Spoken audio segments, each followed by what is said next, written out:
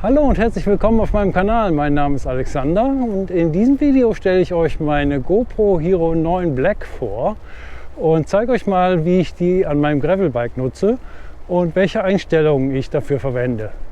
Wie man hier sieht, habe ich die GoPro nicht direkt am Lenker festgemacht, sondern an der Lenkstange. Da gibt es hier einen Halter, den kann man oben in die Lenkstange reinschrauben. Das ist normalerweise eine Platte, die ersetzt er dann. Dann habe ich mir noch diese Verlängerung gekauft und da oben drauf die GoPro gemacht. Und warum ich das so mache, das erkläre ich gleich. Als weitere Möglichkeit, die GoPro zu befestigen, habe ich noch den Brustgurt und die Befestigung oben am Helm. Es gibt noch verschiedene Perspektiven und das zeige ich euch dann im Verlauf des Videos auch noch, wie es von da aus aussieht. Ja, warum habe ich die GoPro jetzt da festgemacht und warum habe ich diese Verlängerung noch dran gemacht? Es ginge ja auch, die GoPro direkt unten auf die Lenkstange zu machen, aber das würde immer nur eine Perspektive geben und mit dieser Verlängerung habe ich verschiedene Möglichkeiten und die zeige ich euch jetzt. Wenn man die Kamera so senkrecht aufstellt, hat man einen schönen Blick nach vorne.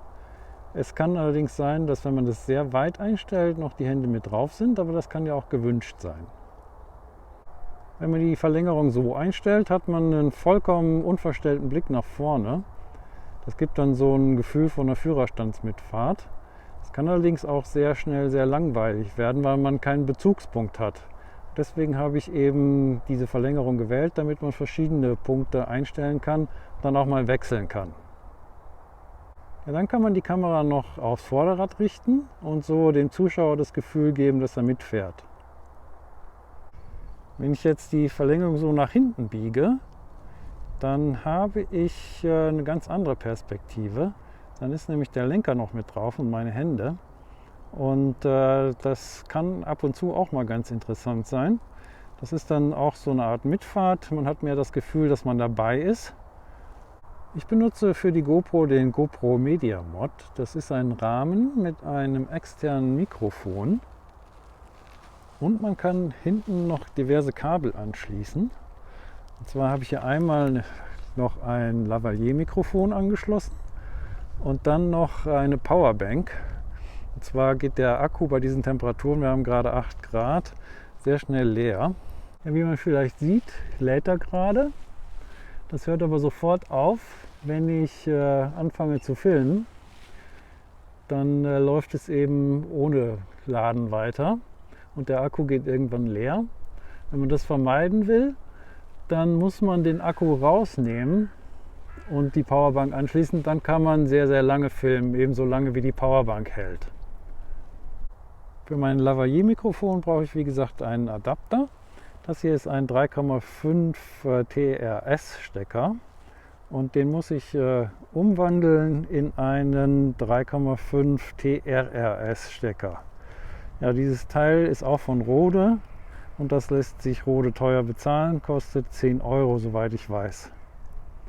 Der Mikrofonstecker passt so auch in die Buchse, ist halt auch ein 3,5 mm Stecker, aber so nimmt das die Kamera nicht auf.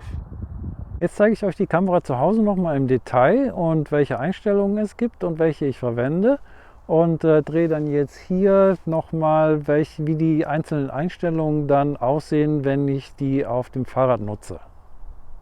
Das ist sie nun, die GoPro Hero 9 Black. Gleich vorweg, ich habe mir die Kamera von meinem eigenen Geld gekauft und werde für dieses Video auch nicht bezahlt. Alle hier im Video gezeigten Produkte habe ich unten in der Videobeschreibung verlinkt. Die Kamera hat hier eine Linse. Die Abdeckung kann man abschrauben und austauschen, falls die mal verkratzt ist. Dann haben wir hier einen Frontbildschirm und hinten einen Rückbildschirm.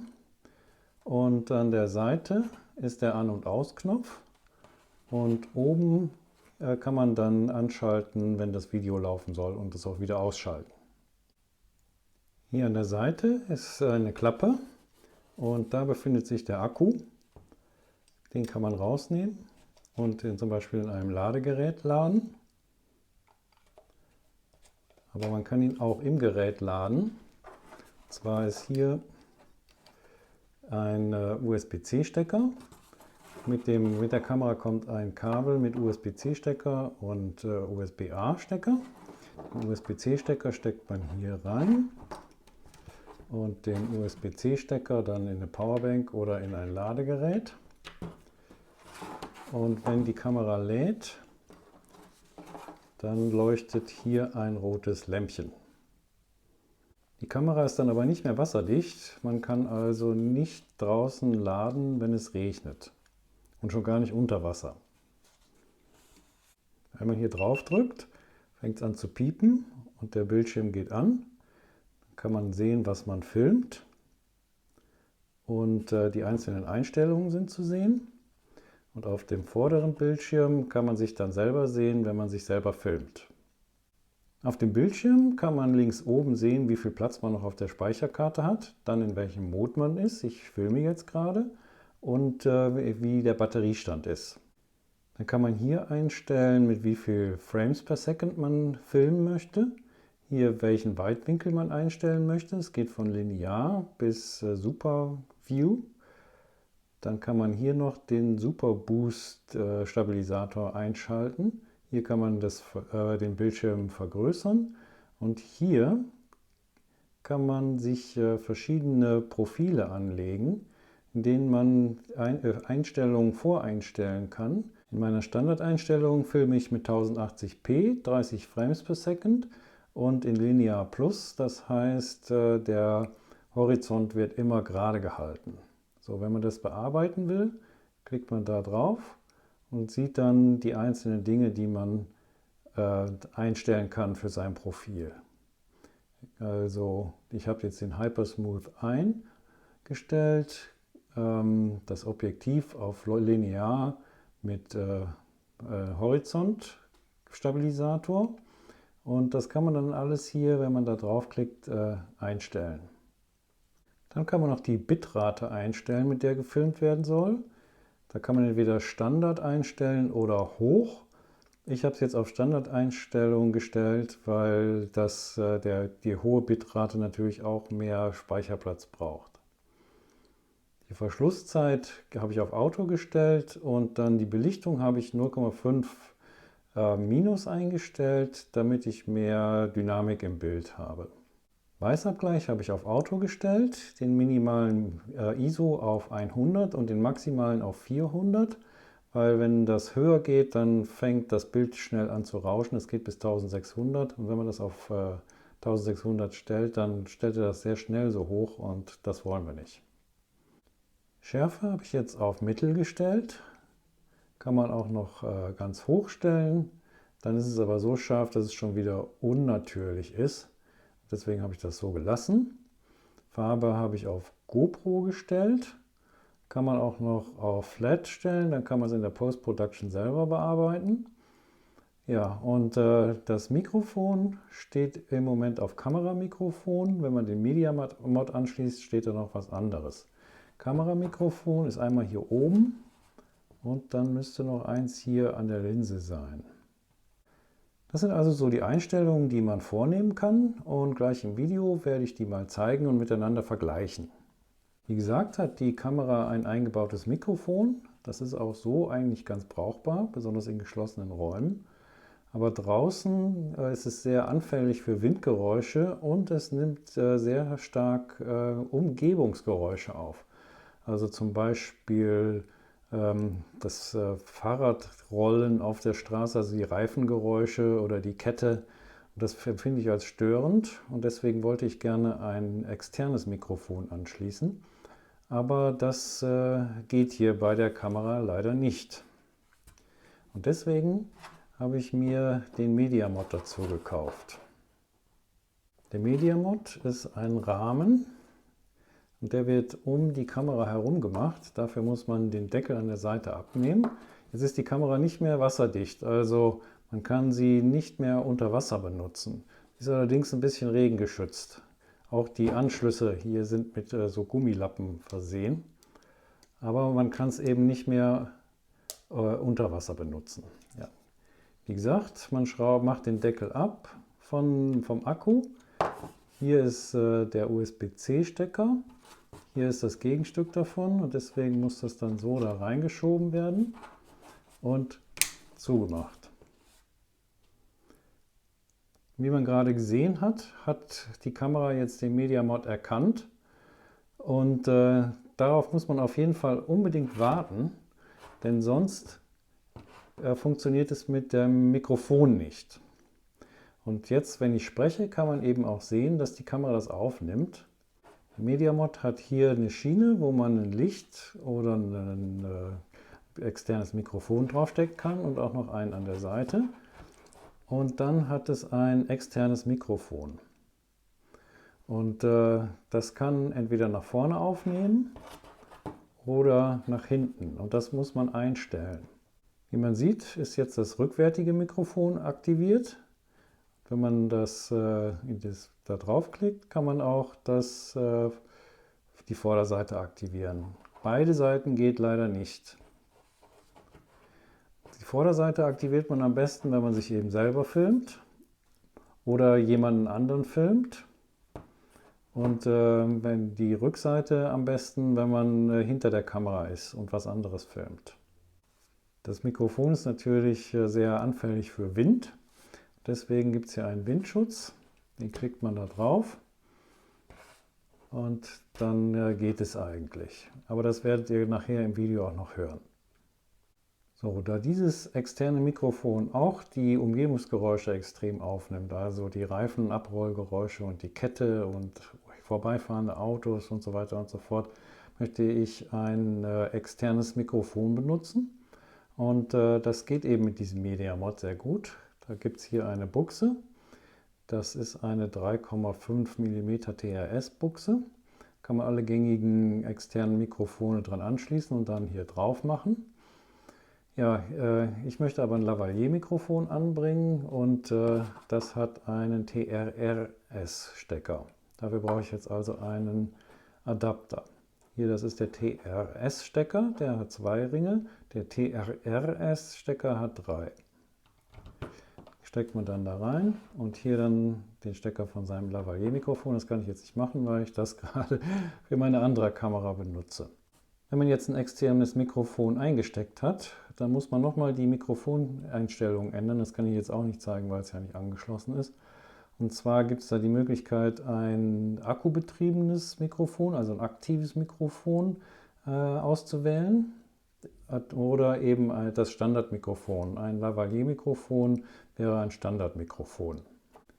Hier oben die Klappe. Das ist ein HDMI-Ausgang, da kann man dann die Kamera an den Fernseher zum Beispiel anschließen. Und hier haben wir den USB-C-Stecker.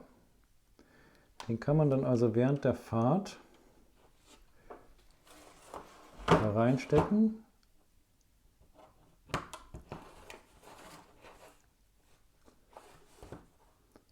Und jetzt sieht man, dass die Kamera lädt.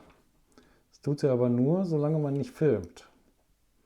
Wenn ich jetzt also auf Video stelle, dann ist der Blitz da drin weg. Und hier sieht man, dass er nicht richtig lädt.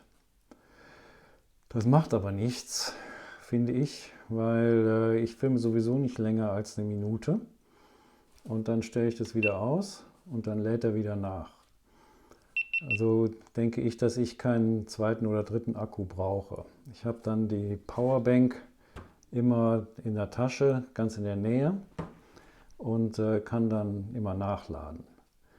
Wenn man dauerhaft nachladen will, also wenn man sehr lange filmt, wenn man die Kamera vorne auf dem Lenker hat und dann ein Video drehen will über die ganze Tour, dann muss man den Akku rausnehmen. Dann funktioniert die Ladung auch während des Films. Also dann lädt man ja nicht, weil der Akku raus ist, aber die Kamera wird mit Strom versorgt. Und so eine Powerbank hält natürlich viel länger als ein normaler Akku. Einen Nachteil hat dieser Media Mod, und zwar sind jetzt diese ausklappbaren Befestigungshalter, die unten an der GoPro dran sind, nicht mehr lang genug. Der Rahmen macht die jetzt kürzer. Und wenn man jetzt eine dieser Schrauben da reindreht, es ist da zwar eine Ausbuchtung für diesen Nippel hier, aber der geht nicht weit genug rein. Also wenn ich das jetzt ganz bis zum Anschlag reindrehen will, damit die GoPro fest ist, kann ich das nicht mehr drehen. Also das ist ziemlich dämlich gemacht. Ich habe mir deswegen da so eine Schraube genommen und stecke die dann da durch.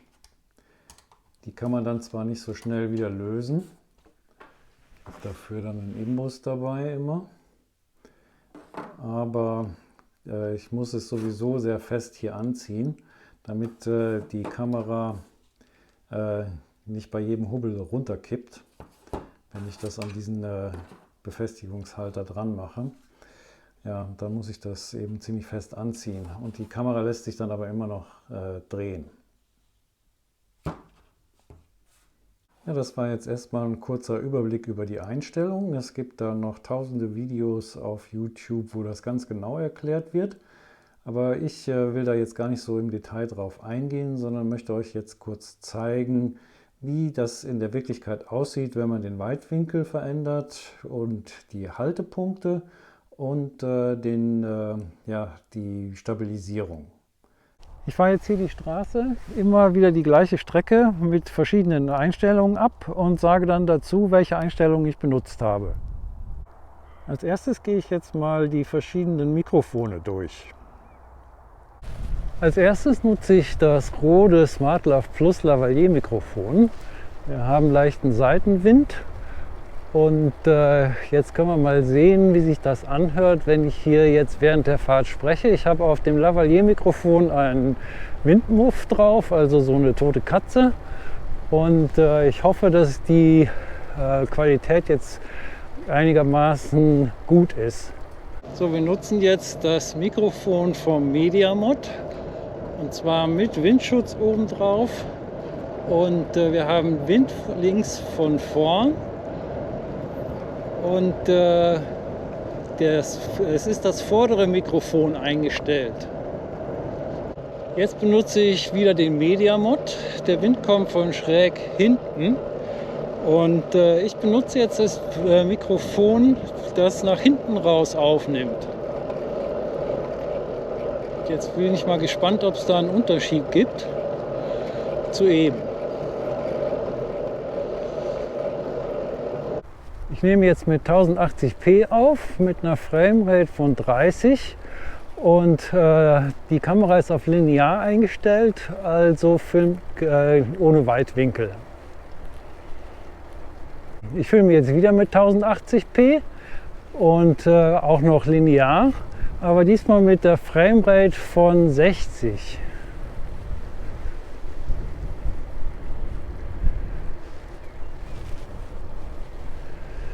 filme wieder mit 1080p, Framerate 30 und linear, aber diesmal mit der Horizontstabilisierung. Also wenn ich jetzt das Fahrrad schräg stelle, sollte jetzt eigentlich der Horizont gerade bleiben. Also wenn ich jetzt durch die Kurve fahre, dann sollte der Horizont eigentlich gerade bleiben. Ich habe es jetzt wieder auf 1080p eingestellt, Framerate 30, aber diesmal mit Weitwinkel.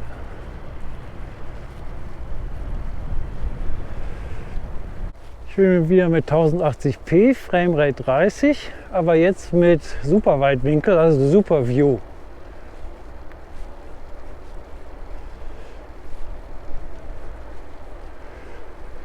Man kann mit der GoPro anstatt mit 1080p auch mit 2,7K und in 4K filmen.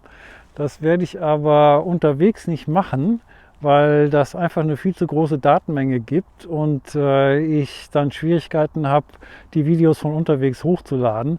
Wenn ich jetzt hier im Münsterland bin, werde ich natürlich versuchen, in 4K zu filmen, aber sonst bleibe ich bei 1080p.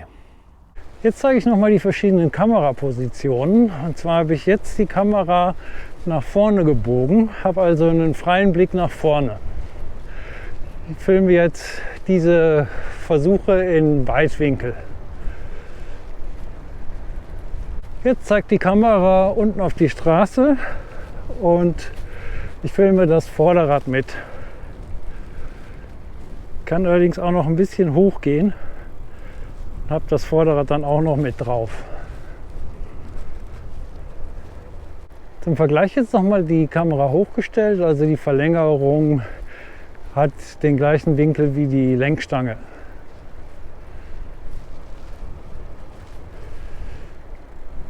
Jetzt habe ich die Kamera ganz nach hinten gestellt und wie gesagt, es ist Weitwinkel eingestellt. Jetzt müssten die Hände mit drauf sein.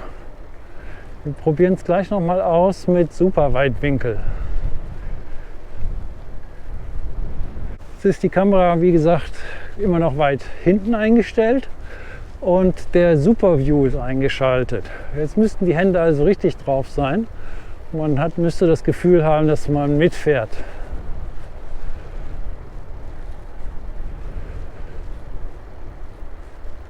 Jetzt habe ich die Kamera oben auf den Helm gemacht und will mal schauen, wie die Perspektive von da aussieht. Ich kann jetzt leider nicht sehen, ob das richtig eingestellt ist und überhaupt was von der Landschaft sieht, aber wir werden es halt mal ausprobieren.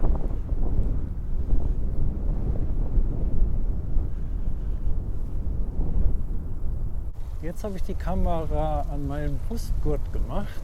Dafür muss ich die Kamera umdrehen. Bin ich mal gespannt, was das für eine Perspektive ist. Ich kann es auch noch ein bisschen weiter runter filmen. So. Aber ich weiß jetzt nicht, ob das zu tief ist. Ich kann es nicht sehen. Ja, bisher habe ich alle Einstellungen auf einer glatten Teerstraße gezeigt. Jetzt wollen wir mal sehen, wie es funktioniert, wenn ich über einen Feldweg fahre mit dicken Schlaglöchern. Und zwar, wenn die Kamera am Lenker und am Brustgurt festgemacht ist.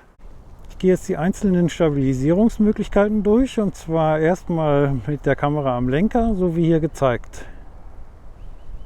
So, wie gesagt, die Kamera ist jetzt am Lenker befestigt und ich habe keine Stabilisierung an.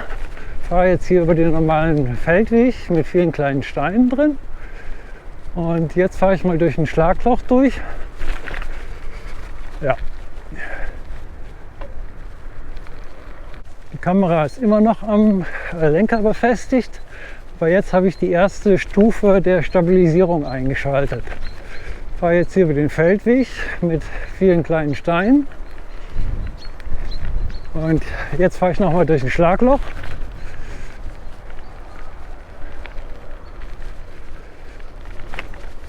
So, die Kamera ist immer noch am Lenker. Jetzt habe ich aber die stärkste Form der Stabilisierung eingestellt. Und ich fahre immer noch über den Feldweg mit herausragenden Steinen. Und jetzt fahre ich mal in Schlaglöcher rein. Jetzt mehrere Schlaglöcher hintereinander.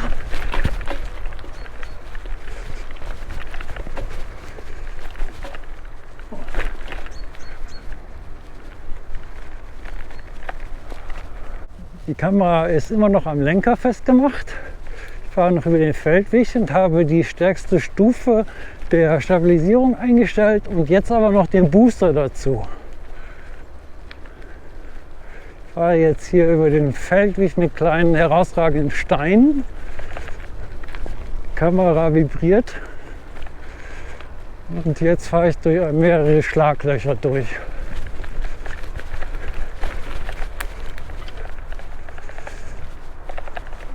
Die Kamera kippt schon nach vorne. Jetzt habe ich die Kamera am Brustgurt und habe die normale Stabilisierung dran. Jetzt fahre ich mal so richtig durch ein Schlagloch.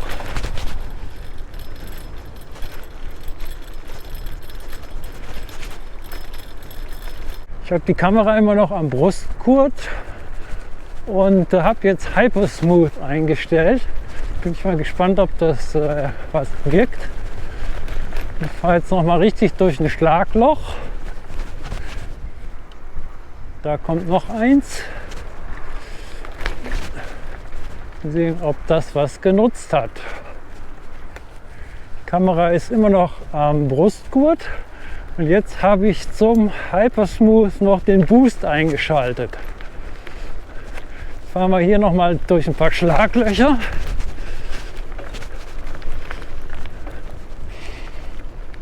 Bin ich auf das Ergebnis gespannt.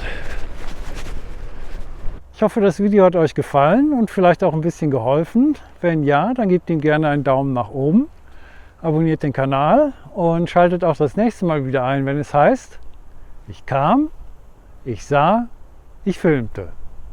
Tschüss!